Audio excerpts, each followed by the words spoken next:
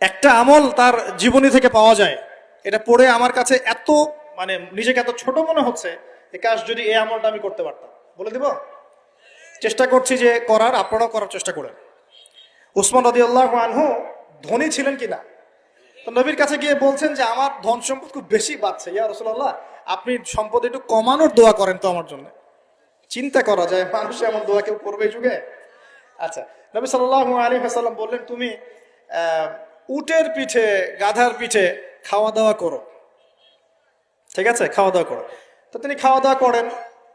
এখন কয়দিন পরে, কয়দিন বলতে কতদিন আল্লাহ ভালো জানেন, তিনি এসে বলছেন ইয়া রাসূলুল্লাহ আমার তো সম্পদ আরো আগের চেয়ে বাড়তেছে দেখি, আপনি কি দোয়া করলেন?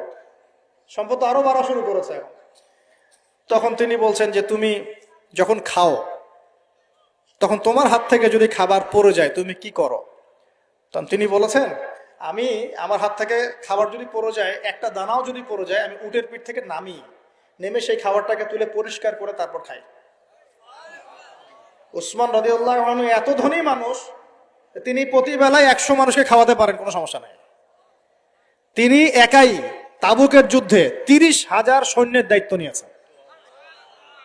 30,000 সৈন্য 3 মাস যাবে, যাত্রা বিরতি করবে, খাবে দাবে, তাদের ঘোড়া অস্ত্রশস্ত্র সব দায়িত্ব একজন ব্যক্তি বহন করেছেন, ওসমান রাদিয়াল্লাহু আনহু।